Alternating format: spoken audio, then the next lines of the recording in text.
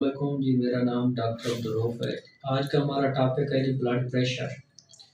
पहली बात यह है कि ब्लड प्रेशर होता क्या है, ब्लड प्रेशर क्यों बढ़ता है और उसकी वजूहत क्या है और उसकी ट्रीटमेंट क्या है। आज इस पर हम बात करेंगे। सबसे पहले आ जाते हैं ब्लड प्रेशर क्या होता है। ब्लड प्रेशर जो हमारा होता है वो जो दिल या हार्ट हमारा पंप करता है, हमारी बॉडी को देता है, उसको हम ब्लड प्रेशर बोलते हैं। और ये ब्लड प्रेशर एज रिलेटेड होता है, एज से वेरी करता है। बच्चों में कुछ और होता है, अडल्ट में कुछ और आता है और बड़ों में कुछ और आता है। फिर आगे इसकी स्टेजेस होती हैं, स्टेज 1 है, स्टेज 2 है, स्टेज 3 है, कि हम कब लेवल इसको कर सकते हैं कि ये ब्लड प्रेशर है। 120 और 80 जो mmHg आता है हमारे पास, वो हमारा नॉर्मल होता है। अब किसी में ये होता है कि 130 होता है, 140 होता है, फिर उसको हम स्टेजिंग के हिसाब से देखते हैं।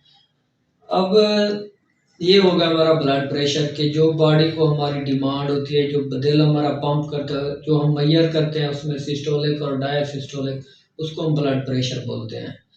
अब बात आती है कि जी ब्लड प्रेशर बढ़ने की वजूहत क्या है। इसकी बहुत सारी वजूहत होती हैं।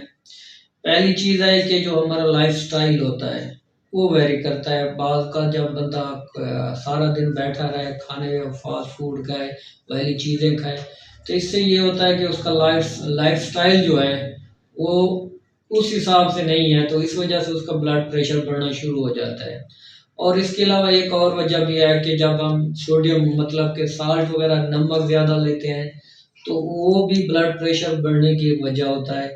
इसके अलावा स्मोकिंग होगी, वो भी ब्लड प्रेशर को बढ़ाती है। और इसके बाद है जी जेनेटिक्स, यानी कि विरासत भी है, वो भी एक आदमी तक ब्लड प्रेशर में इन्वॉल्व होती है। तो ये हर सारी चीज़ें होती हैं कि ब्लड प्रेशर बढ़ाने की वजूहत है। इसके अलावा कोई कार्डियक इश्यूज भी हो सकते हैं, कोई और बीमारी भी हो सकती है, उससे भी बढ़ सकता है।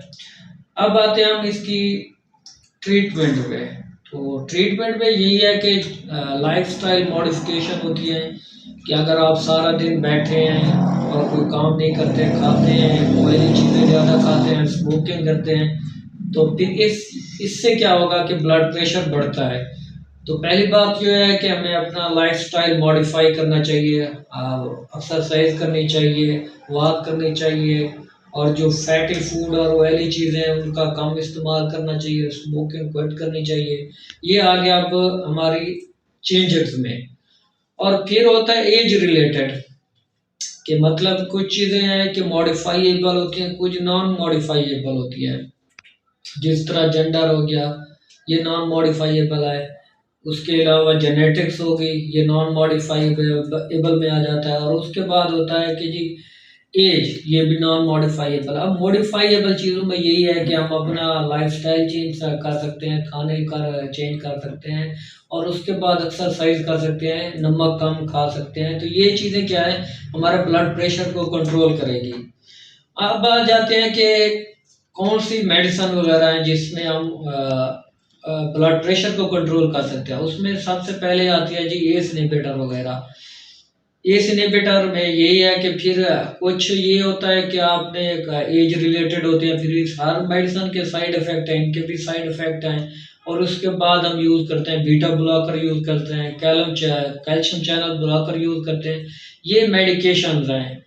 और एक और बात होती है जो हमारे एरिया में या हमारे लोगों में होता है, उनको पता ही नहीं होता कि हमारा ब्लड प्रेशर बढ़ रहा है कि नहीं बढ़ रहा, तो वो कभी चेक ही नहीं करते, ना कभी चेक कराते हैं, मेडिसिन ले लेते हैं, सर दर्द हुआ।